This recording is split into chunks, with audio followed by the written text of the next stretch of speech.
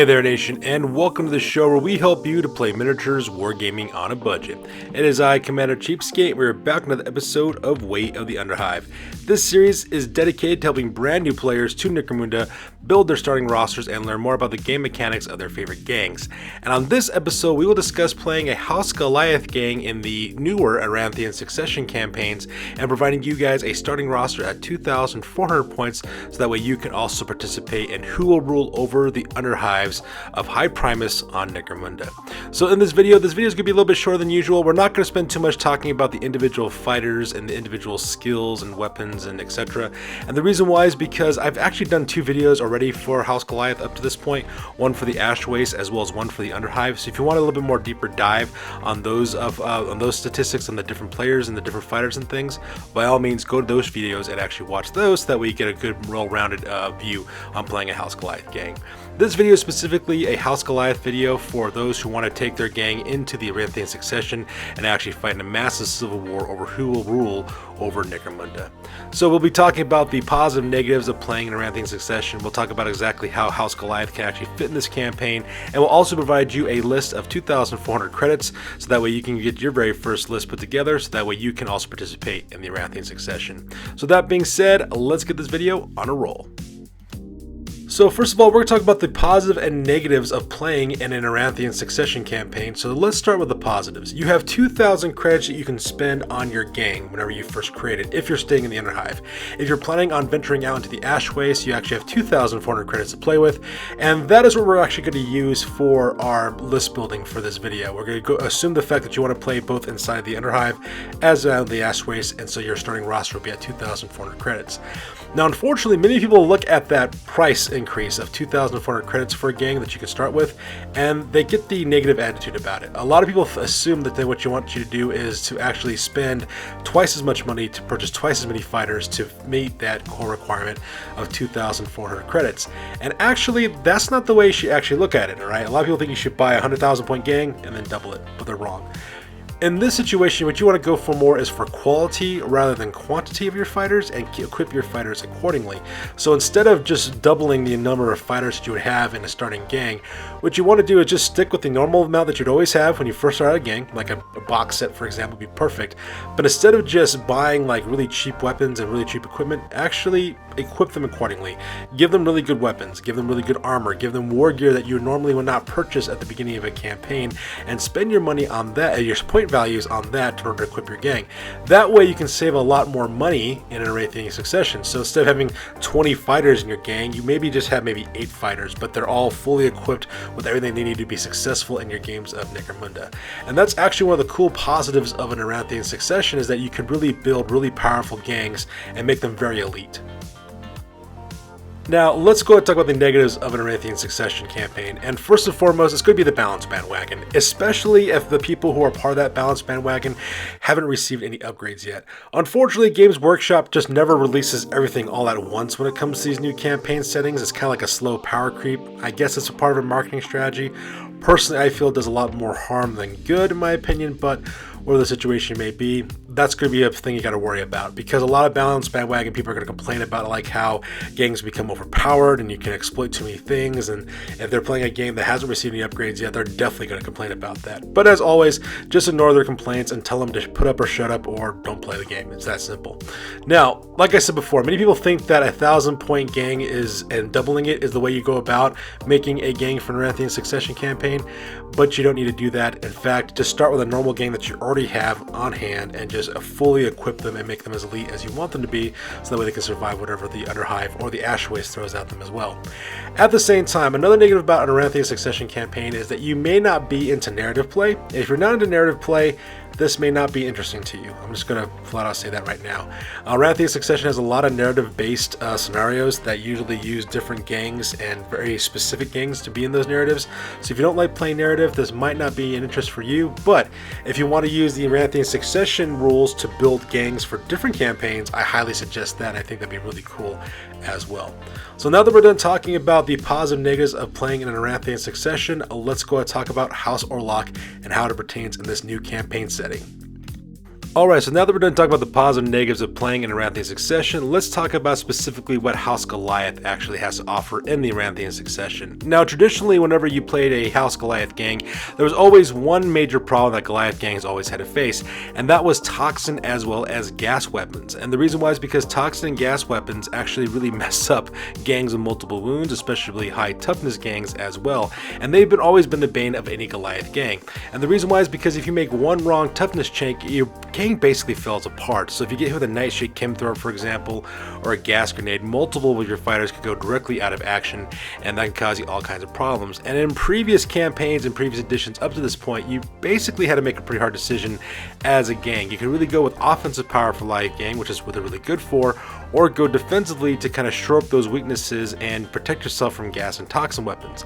But now that we're having a starting roster of Galley credit of 2,400 credits, that's not the problem anymore. You can now actually take care of your gang and also make them extremely deadly in combat as well. You can now purchase respirators as well as dermal hardening for your fighters. This combination will give a +1 toughness to your fighters, at the same time +2 of their toughness checks for gas weapons. And what this will basically mean is that you only will fail 1 in a 6 chance of failing your toughness checks against both toxin weapons as well as gas weapons.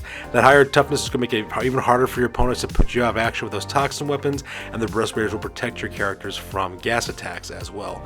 So that part is really nice. So that's going to be a really nice way to shore up a lot of weaknesses that House Goliath gang actually had going off the bat. At the same time, you also have the access to Goliath Road Thugs, which are vehicle crews for your gang. At the same time, you also have access to the Maulers, which is that half-track motorcycle that they've been tearing across the wasteland with up to this point, which is going to really help you out a lot to get some additional firepower and also control the ash waste. And not to mention, you also get access to Gorshift Hammerfist, who is a beast and a half in close combat, and you can actually get access to that Dramatis Personae in the Aranthian Succession, which is all kinds of nice. So now that we're done talking about House Goliath and how they kind of fit in this whole Aranthian Succession campaign, let's talk a little bit about information about alliances for your gang.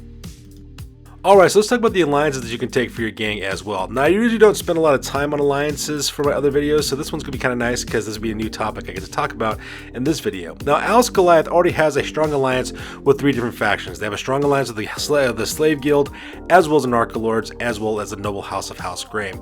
Now, interestingly enough, Slave Guild alliance is actually pretty good for a Goliath gang, but it's basically just more of the same for the most part.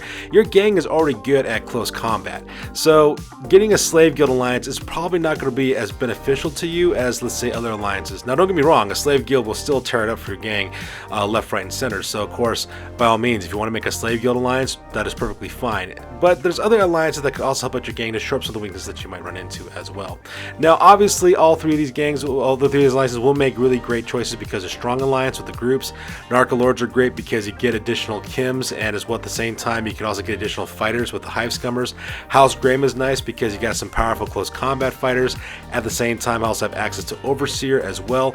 So, and you also get really good rerolls for your ammo rolls with House Graham too. So they're all really good, and they do have that strong alliance connection that can really help you pass those alliance tests if you need to take them. Now, oddly enough, as weird as it may seem, the Narcolords, if you become an outlaw gang anyways, or the Iron Guild are actually, in my opinion, some of the best choices that you could actually take for a House Goliath gang. It may seem kind of weird because you're thinking, well, Commander Cheapskate, aren't the fighters kind of weak sauce? Yeah, they are. They're just kind of average, but that's the point, actually. The problem that a lot of Goliath gangs run into is that Goliath gangs traditionally are actually quite small in number.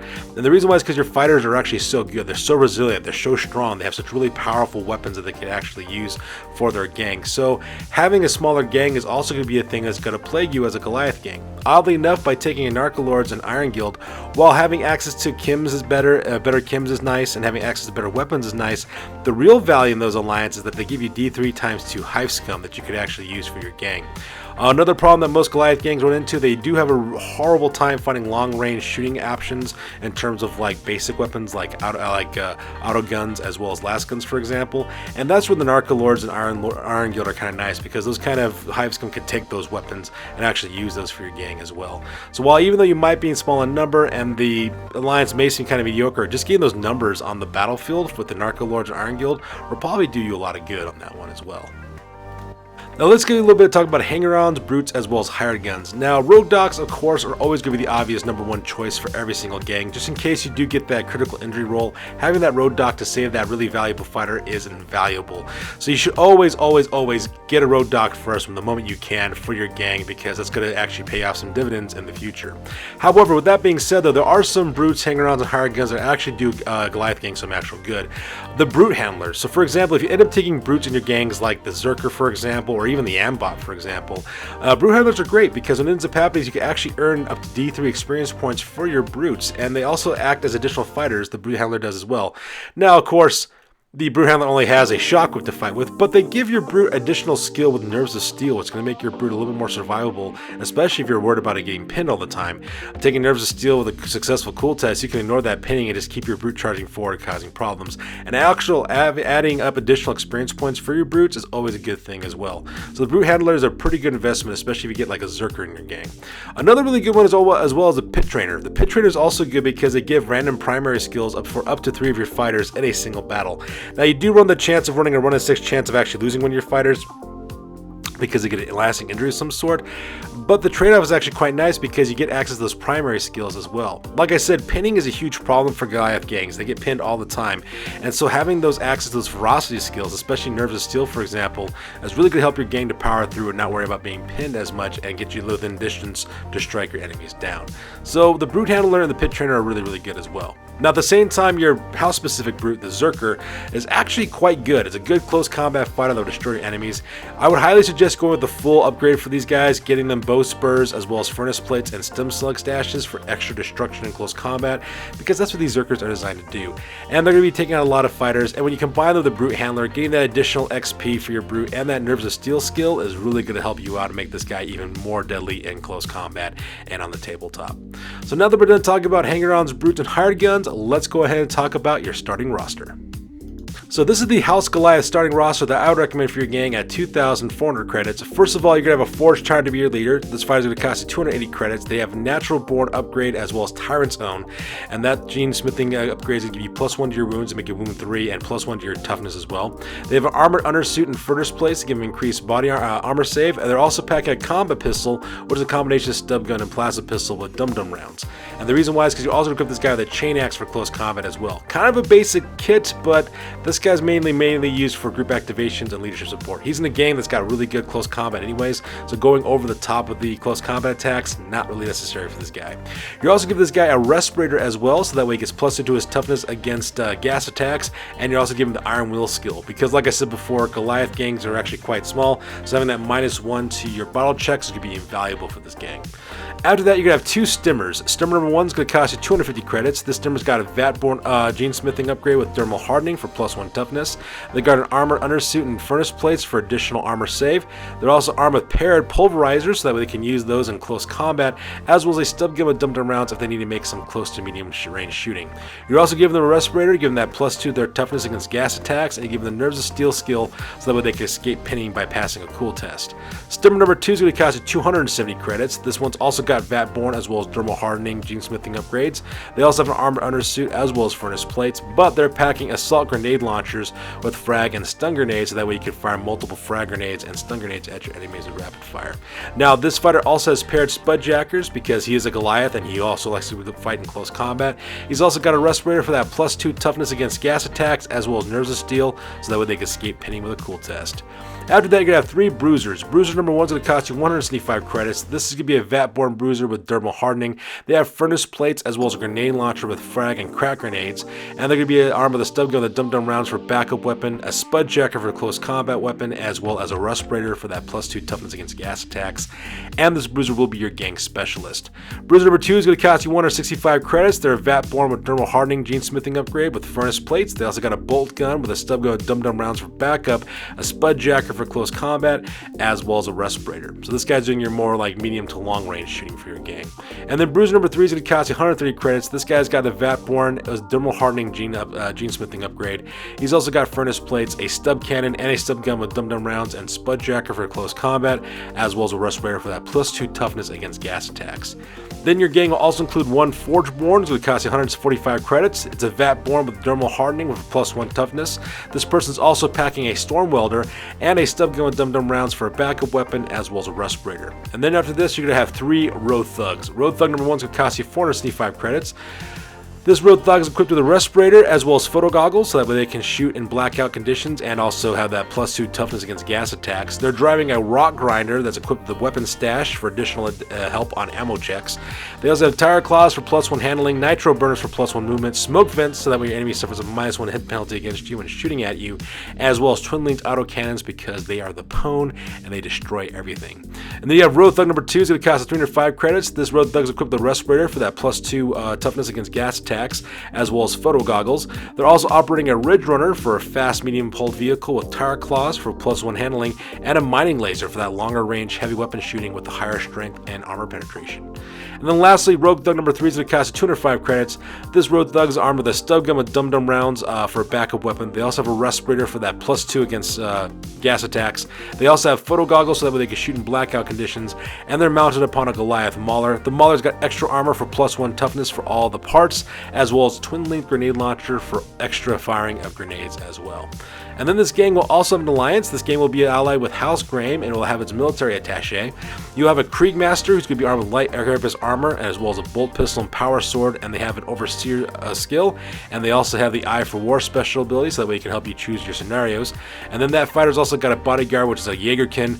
This guy's got a mesh armor as well as a combat shock with salvo and shred around. He's also got the bodyguard special rule as well as Jaegerkin's duty special rules, as well as the marksman skill, which is kind of strange having a combat shotgun, but to each their own. And that's pretty much the starting roster I would recommend for you to take in your House Goliath gang for the Aranthian Succession. So now that we're done talking about the gang's components, let's go and talk about its overview and how you use this gang to achieve victory. Alright, so this gang right off the bat, it's got an amazing combination of powerful close combat, shooting, ammunition supply, as well as resilience. Aside from the Road Thugs, all the fighters have toughness 5 standard, meaning that enemies will need to wound you on a 5 up in most cases against toxin as well as gas weapon trait weapons. Now you only have a 1 to 6 chance of failing that, so keeping your fighters in the game for even longer. And actually for your Road Thugs, they actually do have that standard as well because they have the respirators, which will definitely help them out as well. Now you also have access to 3 grenade launchers in this gang, an auto cannon, twin-linked autocannon rather, and a mining laser to deal with any threats that come your way. You also have benefit of excellent close combat in the form of strength 4 fighters at base, and all their weapons just added directly to their strength characteristic.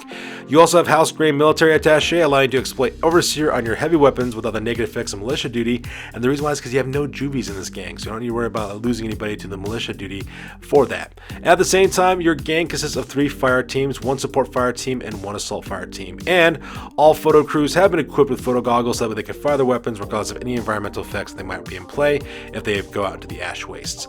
Now your support fire team will consist of Stimmer number 2, Bruiser number 1, Bruiser number 2, Road Thug number 1, and the House Goliath military attaché. Stimmer 2, Bruiser 1, and Bruiser 2 ride with Road Thug number 1 and the fighter from the back of the rock grinder. This fire team suppresses the enemy using Stimmer's assault grenade launchers, Bruiser's number 1's grenade launcher, and Bruiser number 2's bolt gun, and Road Thug number 1's twin-linked autocannons. The passenger target dismount any enemy vehicles with frag grenades, while Road Thug targets any enemy vehicles. And if any ammo should pop up, the Rock Grinder's weapon stash can assist you with this, giving you the crew a +2 on their ammo checks. Now the Kriegmaster can spam their overseer ability on the Rock Grinder, allowing the vehicle to fire twice with its twin-linked autocannons or on the Stimmer's assault grenade launcher. Meanwhile, the Jaegerkin defends the Kriegmaster, as well as your Rock Grinder from any attacks. Now, if needs be, this team can also fight dismounted and become a secondary assault team if they need to. They are Goliaths after all, and they are also kitted out for close combat as well, so they can be truly devastating if you catch your enemies in a pincer attack from 2 different sides.